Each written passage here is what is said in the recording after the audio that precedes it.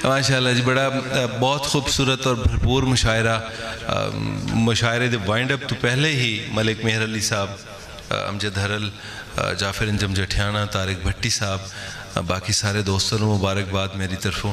मैं भी तुम्हारा हिस्सा ही हाँ, लेकिन अद्धा मनेंदे हो अद्धा ना मनेंदे, लेकिन चलो जितना मनेंदे हो उतनी मुबारकबाद कबूल कर गिनो कि माशाल्लाह बड़ा कामयाब मुशायरा।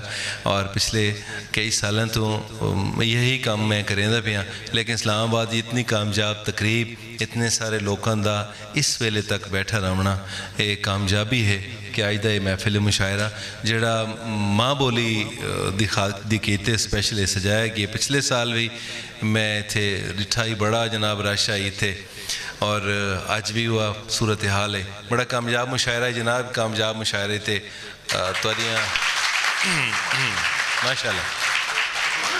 और जनाब मैं हुण जिहड़े शायर को दावत देंदा पिया, पंजाबी दा बड़ा वड्डा हवाला है।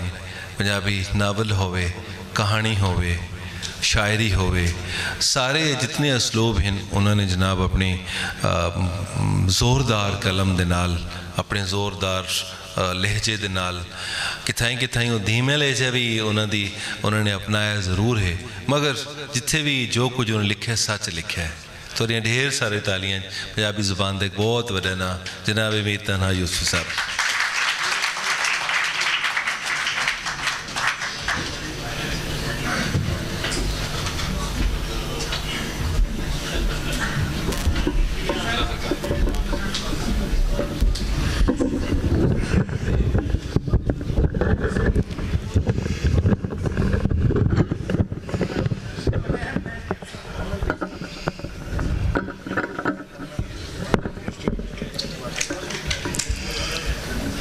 भराओ गल यह है कि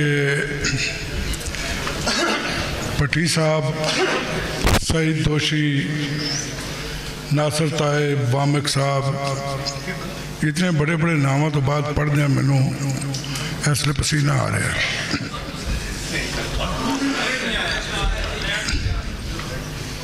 नहीं आया पसीना, चलो गर्मी हो रही है शायद।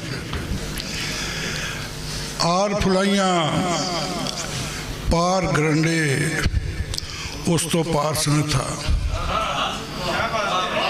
आर फुलाइयाँ पार गरंडे उस तो पार सन था, इसे जू विच चुमिया सी मैं सोहणे यार दा मत्था,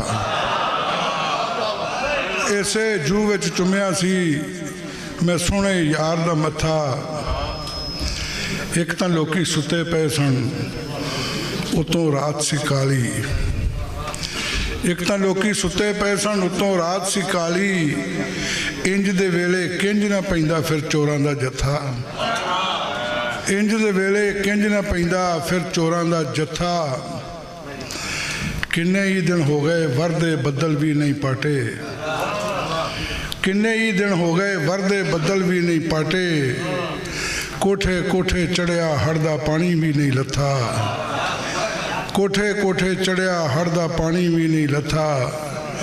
सानू हल्दी करके उन्हें रीझा नाल सजाए, सानू हल्दी करके उन्हें रीझा नाल सजाए, हथां उत्ते मेहंदी सोहणियां बुलियां उत्ते कथा, ते खितियां चन्न तरंगड़ तन्हा या सरगी दा तारा, खितियां चन्न तरंगड़ तन्हा या सरगी दा तारा।